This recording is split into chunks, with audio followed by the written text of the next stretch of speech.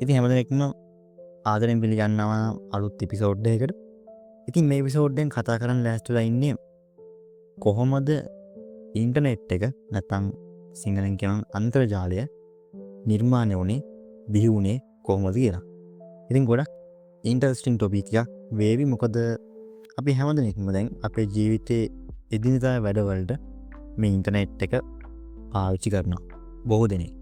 ඉතින් මම මේ වීඩියෝ එක බලන්නෙත් මේ ඉන්ටර්නෙට් එක නිසා. ඉතින් ඇත්තටම මේ ඉන්ටර්නෙට් නැත්නම් අන්තර්ජාලය කියන දේ මුලින්ම නිර්මාණය වුණේ ඇමරිකාවත් සෝවියට් සංගමයත් අතර තිබ්බ සීතල යුද්ධය නිසා කියලා ඔයාලා දැනගෙන හිටියද? මම හිතනවා ගොඩක් දෙනෙක් මේක නොදන්න දෙයක්. ඉතින් මමත් ඇත්තටම මේ දේ ගැන දැනගත්තේ මේ එපිසෝඩ් එක කරන්න මේ ගැන හොයාගෙන යද්දි. ඉතින් ගොඩක් ඉන්ටරෙස්ටිං ටොපික් එකක්. අපි ගොඩක් දෙනෙක් නොදන්න දෙයක් අපි හැමදාම එදිනෙදා පාවිච්චි කරාට මේක නිර්මාණය වුණ ආකාරය පිටිපස්ස තියෙන ඉන්ටරෙස්ටිං කතාව ගොඩක් දෙනෙක් දන්නේ නැහැ. ඒ හින්දා මම හිතනවා මේ ගොඩක් ඉන්ටරෙස්ටිං එපිසෝඩ් එකක් වේවි කියලා. ඉතින් දිගටම එකතු වෙලා ඉන්න මේ එපිසෝඩ් එකත් එක්ක අපි බලමු කොහොමද මේ ඉන්ටර්නෙට් එක නිර්මාණය වුණේ කොහොමද කියලා.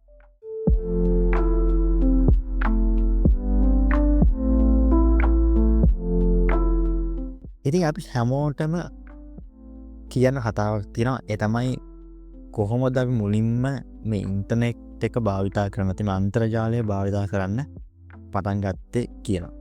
ඉතින් අපි හැමෝටම විවිධ විදිහේ ස්ටෝරිස් තියෙනවා, විවිධ විදිහේ අත්දැකීම් තියෙනවා. ඉතින් මටත් මුලින්ම මේ ඉන්ටර්නෙට් එකත් එක්ක වැඩ කරන්න හම්බුනේ. මුලින්ම මේ ඉන්ටර්නෙට් වලට ඇක්සස් හම්බුනේ මට මතක විදිහට මම 6 වසරේදී වගේ.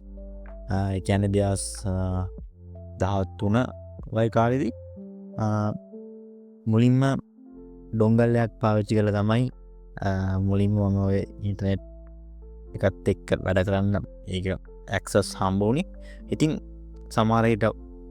සමහර අයට මේ එපිසෝඩ් එක බලන ඊට කලින් ඉන්ටර්නෙට් ඇක්සස් හම්බෙලා ඊට මෙන්න විවිධ ක්‍රම හරහා ඉන්ටර්නෙට් එක්ක එකතු වෙච්ච අය ඉන්නවා. ඉතින් අපි හැමෝටම මම කලින් කිව්ව විදිහට කියන කතාවක් තියෙනවා. ඒ සුන්දර ඉතිහාසයක් තියෙනවා. තමන් කොහොමද මුලින්ම මේ ඉන්ටර්නෙට් එක ඇක්සස් කරේ කියලා.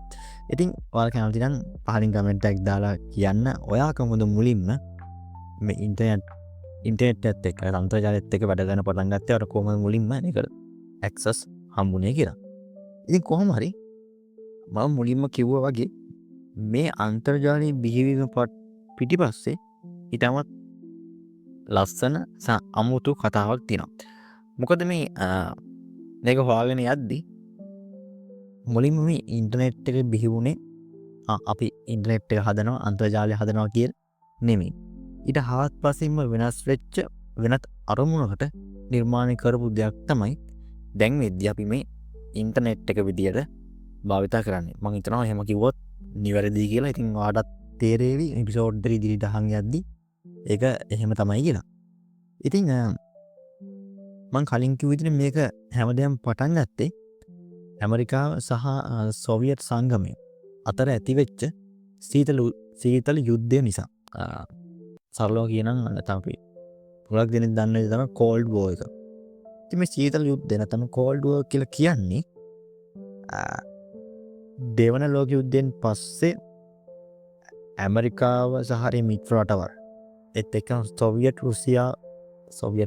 සෝවියට් සංගමය සහ ඒ මිත්‍ර රටවල් අතර ඇතිවෙච්ච විශේෂ සංකල්පමය වශයෙන් ඇතිවෙච්ච බෙදීමක් තමයි මේ කෝල්ඩ් වෝර් නැත්නම් සීතල යුද්ධය කියලා කියන්නේ, සරලවම කියනවනම්. එතකොට මේ රටවල් අතර ප්‍රධාන වශයෙන් ඇමරිකාව සහ සෝවියට් සංගමය අතර යුද්ධමය වශයෙන් මුහුණට මුහුණ යුද්ධයන් ඇති වුණේ නැහැ. හැබැයි ඒ වෙනුවට තාක්ෂණික වශයෙන් එක් රටවල් අනෙක් රටවල් වඩා තාක්ෂණික වශයෙන් දියුණු වෙන්න කටයුතු කරා. අනෙක් රටවල් ඔත්තු බැලීම් කරා. තවත් පොඩි යුද්ධයන් වලට වක්‍රාකාරව සම්බන්ධ වුණා. නොයෙක් දේවල් තමයි මේ කෝල්ඩ් වෝර් නැත්නම් සීතල යුද්ධ කාලය තුල සිද්ධ වුණේ. ඉතින් මෙන්න මේ කාලය තුලදී එක විශේෂ සිදුවීමක් සිද්ධ වෙනවා. අපි මේ අද භාවිතා කරන ඉන්ටර්නෙට් එක නිර්මාණය වෙන නැත්නම් අන්තර්ජාලය නිර්මාණය වෙන මූලික පාදම් වැටීමට හේතු වෙච්ච මූලික සිදුවීමක් සිදු වෙන්න හේතු වෙච්ච කාරණයක් සිද්ධ වෙනවා. ඒ තමයි 1957 දී සෝවියට් සංගමයෙන් යවනවා ස්පුට්නික් 1 චන්ද්‍රිකාව. ඒක තමයි මිනිස් ඉතිහාසයේ මුලින්ම පෘථිවි කක්ෂයකට යවපු මිනිසුන් නිර්මාණය කරපු ඔබ්ජෙක්ට් එක. ඒක තමයි පළවෙනි චන්ද්‍රිකාව සහ පළවෙනි මිනිසුන් නිර්මාණය කරපු ඔබ්ජෙක්ට් එක මේ පෘථිවි කක්ෂයට යවපු. ඒ මිනිස් සමාජයේ මිනිස් ඉතිහාසයේ සිදුවෙච්ච ඉතාමත් සුවිශේෂී සිදුවීමක් තමයි 1957 දී සෝවියට් සංගමයෙන් ස්පුට්නික් 1 චන්ද්‍රිකාව අභ්‍යවකාශයට යවන එක. හැබැයි මේක කොහොමද අන්තර්ජාලය නිර්මාණය වෙන්න පාදක වෙන්නේ? ඉතින් මම කලින් කිව්වා මේ කෝල්ඩ් වෝර් එක තුලදී ඇමරිකාව සහ සෝවියට් සංගමය අතර කරට කර තරණයක් තිබ්බා ඒකිනෙක රටවල් අතර තියෙන තාක්ෂණය දියුණු කරගන්න. එක රටක් අනිත් රටට වඩා උසස් කියලා පෙන්වන්න තාක්ෂණ වශයෙන් උසස් කියලා පෙන්වන්න ලොකු උවමනාවක් තිබ්බා. ඉතින් ඇමරිකාව දැක්කා සෝවියට් සංගමය ඇමරිකාවට වඩා තාක්ෂණික වශයෙන් ඉදිරියෙන් ඉන්නවා කියලා. දැන් සෝවියට් රුසියාව සෝවියට් සංගමය අභ්‍යවකාශයට චන්ද්‍රිකාවක් යවලා තියෙනවා. ඉතින් ඇමරිකාව බය වුණා මේකෙන් සෝවියට් සංගමය මේ අභ්‍යවකාශයට මේ චන්ද්‍රිකාව යවීම හරහා ඇමරිකාවේ ස්වාධීනත්වයට යම් තරජනයක් ඇති වේවි කියලා. ඉතින් මේ හින්දාම America US Department of Defense එකෙන් පිහිටවනවා Advanced Research Project Agency කියලා සංවිධානයක්. 1958 දී. ඉතින් මේකේ ප්‍රධානම අරමුණ උනේ ඇමරිකාව තාක්ෂණික වශයෙන් ඉතාමත් ඉදිරියෙන් ඉන්න එක වග බලා ගන්න අලුත් රිසර්ච් වලට ෆන්ඩ් කරන්න අලුත් ටෙක්නොලොජිස් ඩෙවලොප් වෙනකොට ඇමරිකාව තුළ ඒවට අදාළ ෆන්ඩ් කිරීම කරන්න වගේ දේවල් වලට තමයි මේ ආපයකේ ප්‍රධාන අරමුණ උනේ. ඉතින් මේ අතරේ මේ කෝල්ඩ් වෝර් මේ කාලය තුල ලොකු බයක් තිබ්බ ඇමරිකාවට නියුක්ලියර් ඇටැක් එකක් සිද්ධ වෙයි කියලා. මොකද මේ කෝල්ඩ් වෝර් එක තුල ඇමරිකාව සහ සෝවියට් සංගමයේ දෙපාර්ශ්ව අතර මුහුණ මුහුණ යුද්ධයක් තිබුණ නැති වුණාට මේ දෙපාර්ශ්ව වෙන මේ නාස්තික අවි දියුණු කරන්න කටයුතු කළා. ඒ හින්දා ඇමරිකාවට බයක් තිබ්බ මේ සෝවියට් සංගමෙන් කොයි වෙලාව හරි නියුක්ලියර් ඇටැක් එකක් ඇමරිකාවට එන්න පුළුවන් කියලා.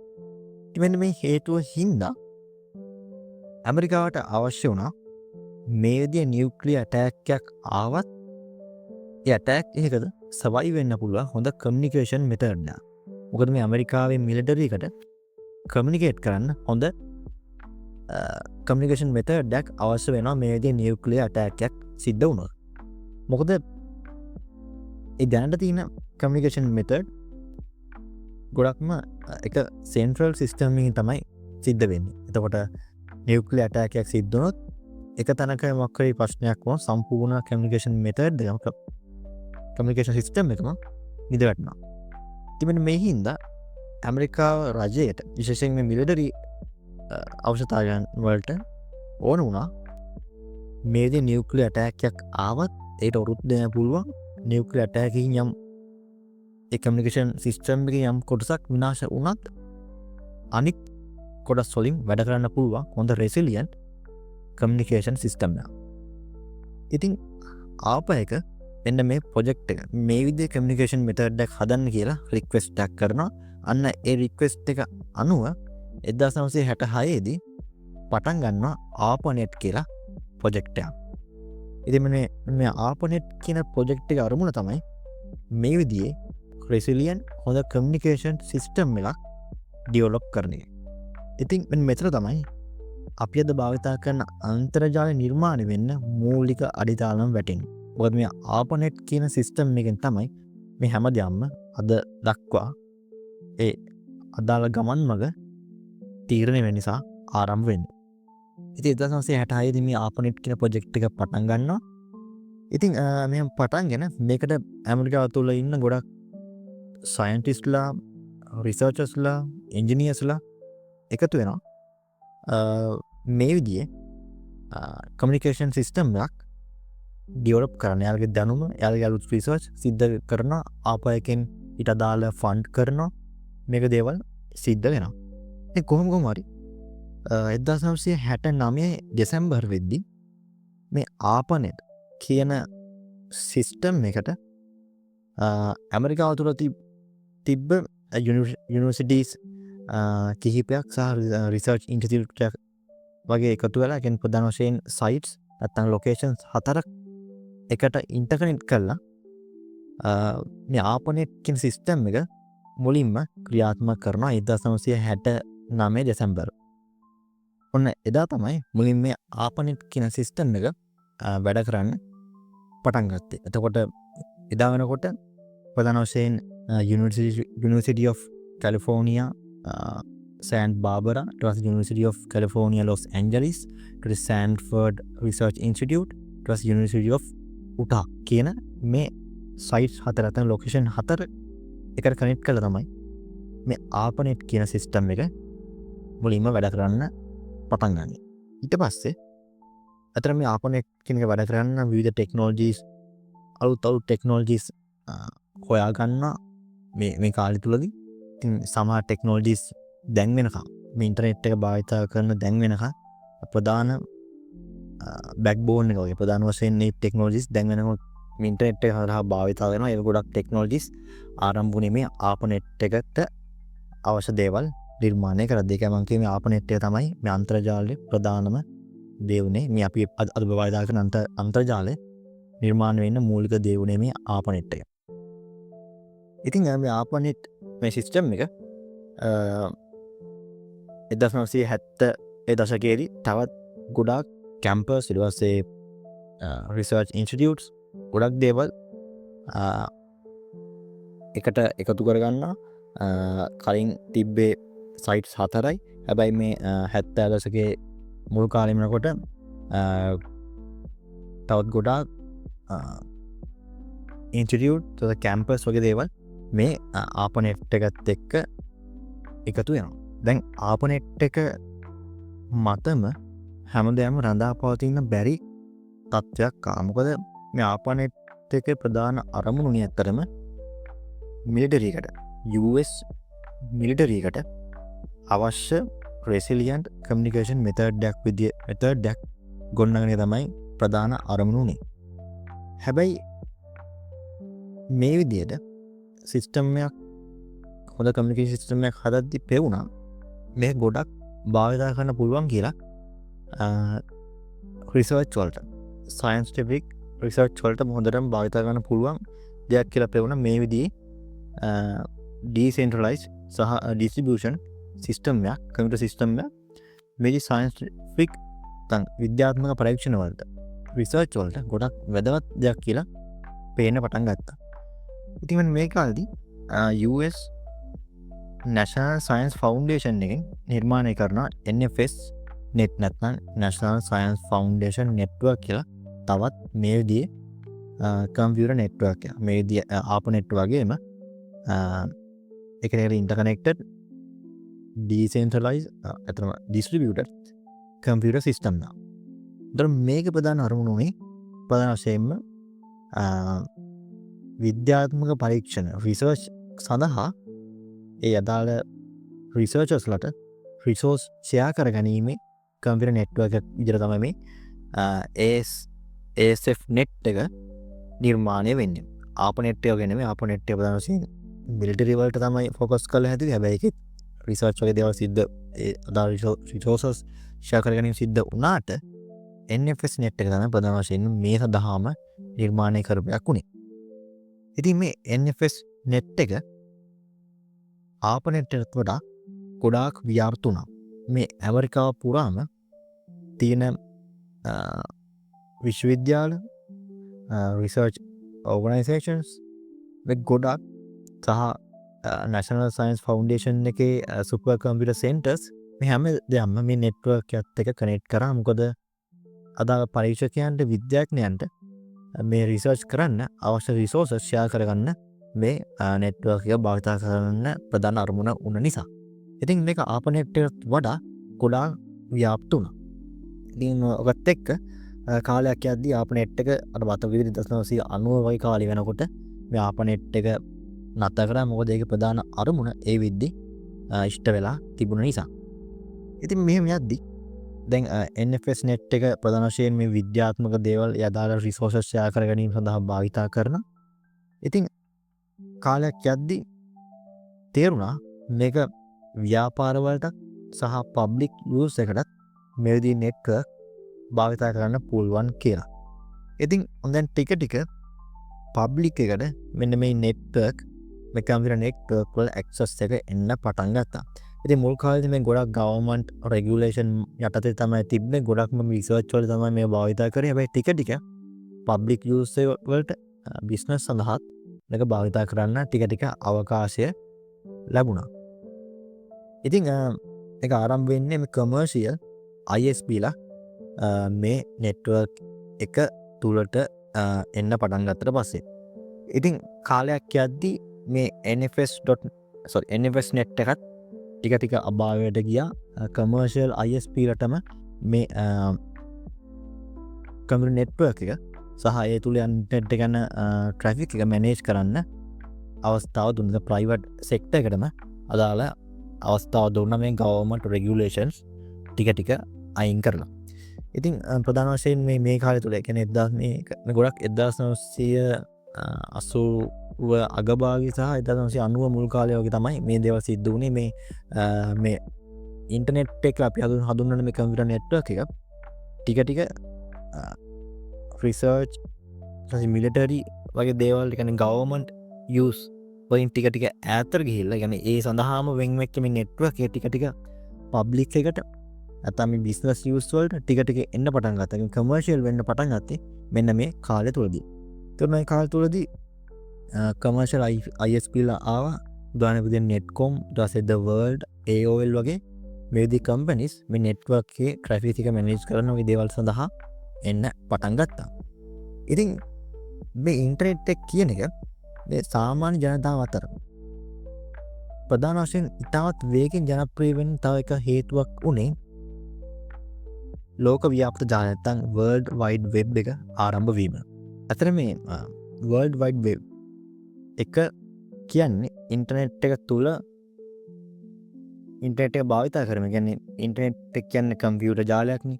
එතකොට මේ World Wide Web එක කියන්නේ අන්තර්ජාලයේ තියෙන දේවල් පහසුවෙන් පරිශීලනය කරන්න පුළුවන් එක්තරා ආකාරයක තව software එකක් විදිහට අපිට දක්වන්න පුළුවන්.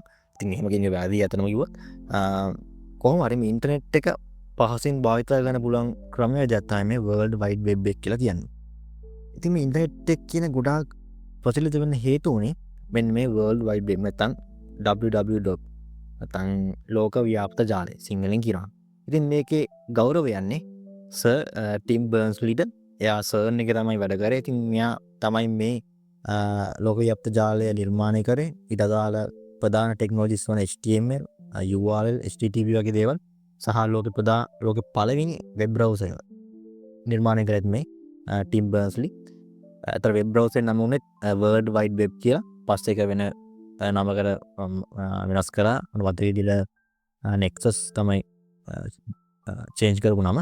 ඒ කොහොම හරි තවදුරටත් මේ World Wide Web එක ගොඩක් ජනප්‍රිය වෙන්න පටන් ගත්තා. Mosaic වගේ වෙබ් බ්‍රවුසර්ස් හින්දා. ඉතින් අතට අපි මේක වෙනම කතා කරන්න ඕන දෙයක් කොහොමද මේ World Wide Web එක නැත්නම් ලෝක ව්‍යාප්ත ජාලය නිර්මාණය වුණේ සහ බ්‍රවුසර් යුද්ධය සහ මේ ඉන්ටර්නෙට් එක කොහොමද World Wide Web එකට ජනප්‍රිය වුණේ? මේ දේවල් වෙනම එපිසෝඩ් එකකින් අපි කතා කරමු. ඒක වෙනම යන්න ඕන දෙයක්. ඉතින් කොහොම හරි වැදගත් දේ තමයි ඉන්ටර්නෙට් කියන එක ප්‍රධාන වශයෙන් මේ පබ්ලික් එකේ පොදු මහජනය අතර ඉතාමත් වේගෙන් ජනප්‍රිය වුණේ මේ World Wide Web එකකින්. මොකද ඊට කලින් රිසර්ච් කරන අය එහෙම කට්ටියන පාවිච්චි කරේ කම්පියුටර් නෙට්වර්ක් එක.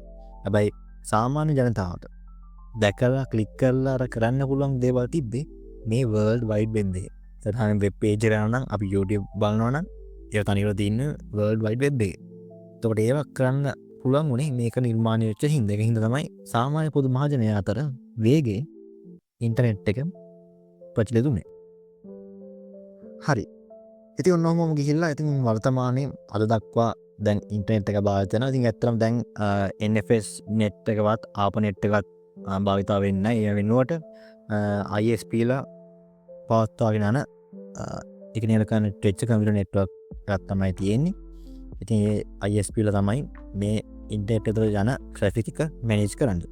දැන් වෙද්දී tier 1 ISP ලා ඉන්නවා. ඉතින් ඒගොල්ලෝ තමයි ප්‍රධාන වශයෙන් මේ ලෝකේ සම්පූර්ණයෙන් යන ඉන්ටර්නෙට් බෑක්බෝන් එක මැනේජ් කරන්නේ. ඊට පස්සේ සම්පූර්ණ ට්‍රැෆික් මැනේජ් කරන්නේ යාලා මේන්ටේන් කරන්නේ. ඊට පස්සේ අපි ඒකත් වෙන එපිසෝඩ් එකකින් කතා කරමු කොහොමද මේ ඉන්ටර්නෙට් එක වැඩ කරන්නේ කියලා. ඉතින් ඇත්තට මටත් ඒක ගැන හොයන්න වෙනවා. පොඩක් මමත් ඉන්ට්‍රස්ටිං ටොපික් එකක්. මමත් ඒක ටිකක් බලන්න ඕන. කොහොමද මේ ඉන්ටර්නෙට් එක වැඩ කරන්නේ කියලා. ඉතින් ඒක ගැන මම හොයලා වෙන එපිසෝඩ් එකකින් කතා කරන්න. අර වෙබ් බ්‍රවුසර් ගැනත් වර්ල්ඩ් වයිඩ් වෙබ් ගැනත් කතා කරන්න එපිසෝඩ් එකකින්. ඒ දෙකම ගොඩක් ඉන්ට්‍රස්ටිං ටොපික් දෙයක්. ඉතින් කොහොම හරි දැන් වෙද්දී මේ tier 1 ISP ලා ඉන්නවා. AT&T ඊට පස්සේ Verizon වගේ ඒ වගේ ලොකු කම්පැනිස් තමයි මේ ඉන්ටර්නෙට් එක ට්‍රැෆික්ස් නැත්නම් මේ බෑක්බෝන් එක මැනේජ් කරන්නේ. ඒවා මේන්ටේන් කරන් යන්නේ. ඔව් ඉතින් ඔන්නෝම තමයි දැන් වෙද්දී මේ ඉන්ටර්නෙට් එක වැඩ කරන්නේ. ඉතින් මේ සීතල යුද්ධේ කාලේ ඇමරිකාව සහ සොවියට් සංගමය අතර ඇතිවෙච්ච මේ තරංගය බල තරංගය නැත්නම් තාක්ෂණික විප්ලවය ඒත් එක්කම සොවියට් සංගමයෙන් යවපු ස්පුට්නික් 1 චන්ද්‍රිකාව මේ හැම දෙයක්ම අර චේන් එක මොකද කියන්නේ දංගලක පුරුක් වගේ එක සිදුවීමක් පස්සේ තව සිදුවීමක් වෙලා සිදුවෙච්ච ඒ සිදුවීම් දාමයක ප්‍රතිඵලයක් තමයි අපි මේ අද භාවිතා කරන ඉන්ටර්නෙට් එක කියලා කියන්නේ. ඉතින් මම හිතනවා ඔයාලා ඒකත් එක්ක එකඟ වේවි කියලා. ඉතින් ඉන්ටර්නෙට් එක කියන්නේ ඉතින් මිනිස්සු නිර්මාණය කරපු විශිෂ්ට දෙයක්, විශිෂ්ට නිර්මාණයක්. ඉතින් ඉන්ටර්නෙට් එක කියන්නේ අතරම බැලුවොත් අපිම තමයි. ඉතින් අපි නිර්මාණය කරපු දේවල් තමයි ඉන්ටර්නෙට් එක තුල තියෙන්නේ. තනිකර මිනිසුන්ව තමයි රිප්‍රසෙන්ට් වෙන්නේ ඉන්ටර්නෙට් එකේ. ඒ හින්දා අපි ඉන්ටර්නෙට් එක තාමත් හොඳට ඵලදායී දේවල් වලට ධනාත්මක දේවල් වලට භාවිතා කරන්න නිතරම බලා ගන්න ඕන. මොකද මම කලින් කිව්වා ඉන්ටර්නෙට් එක කියන්නේ අපිම තමයි මේ ඉන්ටර්නෙට් එක තුල රිප්‍රසෙන්ට් වෙන්නේ. අපේ නිර්මාණ, අපේ අත්දැකීම්, අපේ සිතුවිලි හැමදේම මේ ඉන්ටර්නෙට් එක තුල රිප්‍රසෙන්ට් වෙනවා. ඉතින් ඒවා ඉතාමත් හොඳට ඵලදායීව ධනාත්මකව මිනිසුන් තවදුරටත් වර්ධනය වෙන්න භාවිතා කරන්න ඕන කියලා තමයි මගේ අදහස. ඉතින් ඔයගේ අදහස අනිවාර්යෙන් පහලින් කමෙන්ට් එකක් දාන්න. ඉතින් ඕක තමයි මේ එපිසෝඩ් එකෙන් මට කතා කරන්න අවශ්‍ය වෙලා තිබ්බේ කොහොමද මේ අන්තර්ජාලය නිර්මාණය වුණේ කියලා. ඉතින් පේනවා ඇති ඉතාමත් සුන්දර ඉතිහාසයක් තියෙන ඉන්ටරෙස්ටිං කතාවක් තමයි මේ අන්තර්ජාල බිහිවීම පිටිපස්සේ තියෙන්නේ. ඉතින් මේ එපිසෝඩ් එක ඔච්චරයි. බොහොම ස්තුතියි එපිසෝඩ් එකත් එක්ක මෙච්චර වෙලා එකතු වෙලා හිටියට. ඉතින් ඔයා මේ එපිසෝඩ් එකට කැමති නම් කමෙන්ට් එකක් දාන්න ඔයගේ අදහස්. ඒ වගේම එපිසෝඩ් එකට ලයික් එකක් දාන්න, වීඩියෝ ලයික් එකක් දාන්න. ඉතින් මේ විදිහට තවත් ඉන්ටරෙස්ටිං ටෙක්නොලොජි ගැන කතා කරන ටොපික්ස් මේ වගේ දේවල් අහන්න බලන්න කැමති නම් අපේ ටෙක් හවුස් LK channel එකත් subscribe කරන්න කියලා ආරාධනා කරනවා. ඉතින් නැවතත් බොහොම ස්තුතියි. තවත් මේ විදිහේ එපිසෝඩ් එකකින් ලබන සතියේ හමු වෙමු. එතකන් සියලු දෙනාට ආදරේ සතුට පිරුණු සතියක් වේවා කියලා ප්‍රාර්ථනා කරනවා මේ ටෙක් හවුස් LK.